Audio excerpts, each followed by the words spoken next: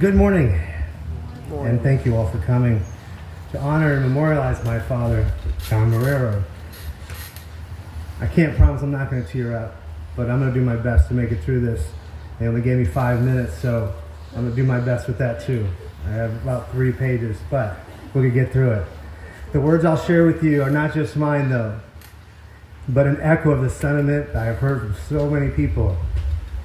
When I first sat down to think about what I would write, I thought, what if I missed something? Or what if I don't paint an adequate picture of the man he was? However, after much thought and prayer, I realized in my heart that the only way to miss something or to inadequately paint the picture of the wonderful man he was to not to write a eulogy at all. If you were close to him, you already know what I'm about to tell you. This man meant so many things to so many people. You wouldn't be here if he didn't. In a way, so many of you have written this eulogy for me. In a moment, you'll find out why.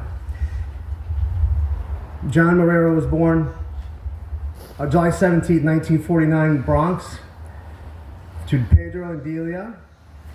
He was the youngest of 8.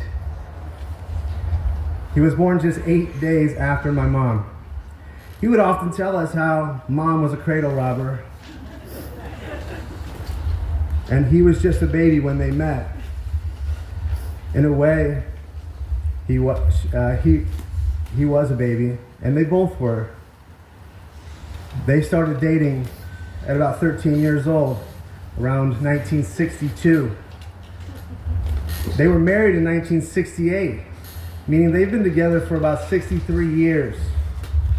Not a bad run for his family, giving up a couple of goats and chickens, as he would often say was the way in the old country.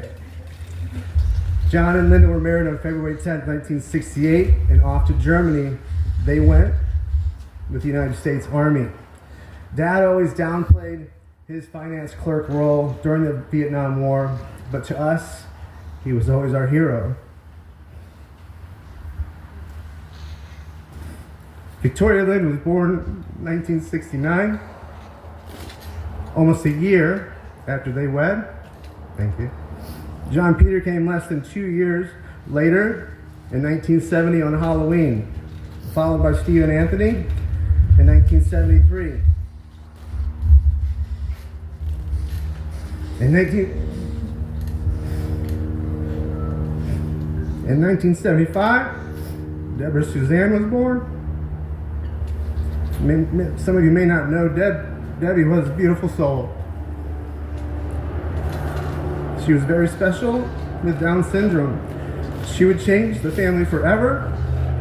In her short time on earth, she left a big imprint on our hearts. She passed away in 1976. I have no doubt they are reunited in heaven today. Finally, Daniel Jeremy was born to round out the family. John was a family man for sure. His love for any activity his kids were involved in was evident, from Cub Scouts to dance recitals, baseball and theater, and everything in between. Dad took great pride in watching and even participating in our activities. In fact, he was quite a well-known Little League coach at Georgetown. Many of his former players still holding fond memories of their time with him. John's passions for family led him to many directions in his career, always looking to improve his situation and provide more financial support for the family. Starting off in the restaurant management, then tool design. He later got into purchasing for the bulk of his career, and then into real estate in retirement. He got his bachelor's degree from Indiana Wesleyan University, but in his heart, I will tell you, he will always be a Boilermaker. Every year, he would make a prediction that the Purdue football team would go undefeated. Someday, Dad. Someday. This man took jobs out of town, even out of state, sometimes staying away from home all week in order to provide for the family. He made sure, though, he was always back home on the weekends, special occasions, weddings, graduations, birthdays. Always ready and willing to help his children. Dad would travel across the county, the state, or even across the country to help with car problems, pickups, moving, or whatever was needed. This great man was always ready for a story and someone new to tell it to. It became a running joke with the family. When a new grandchild was born or someone new was introduced to the family, he had a new audience to tell his stories to. Mom calls them lies, but we know. Did you hear the one about when he took my mom on a date and met her dad and his dog Bert? I'll tell you about that one afterwards.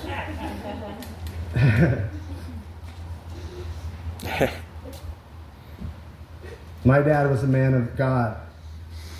He valued the sanctity of marriage, as you can tell by the longevity of his marriage. Tracy and I, we've celebrated our 21st birthday, but many times early in our marriage, where he was there to make sure that we resolve any issues so we can last as long as Mom and Dad. He was always trying to keep the Sabbath day holy, and he understood the power of confession. John Marrero was a proud dad and grandfather. He was a wonderful husband, a brother, and son. He always was up for a joke. Puns were his favorite. I'm sure Dan will fill you in on a few new puns. He never turned down a game of backgammon or the opportunity to watch the Rays or the Boilermakers. That silly song and dance Dan and he would do every time the Cubs or the Rays would win will live in infamy. He loved family gatherings, and he always relished in the opportunity to sit back with a beer with burgers on the grill. His grandkids were pride and joy. He always loved attending every event they participated. He relished in the opportunity to pick them up from school and take them to McDonald's for an ice cream. He would drop everything to go fishing or golfing, even if he wasn't very good at it. In fact, he rarely caught anything when we went fishing and usually tangled up the lines. And when we went golfing, he was always in the rough, always in the trees. He never kept score. But when I asked him, he said it was to be with you guys, always. He didn't care about everything else. He loved being in the moment with his kids and his grandkids. There's so much more I can say about this wonderful man. But like I said, they only gave me 5 minutes, and I'm probably over. We can certainly trade some more stories afterwards.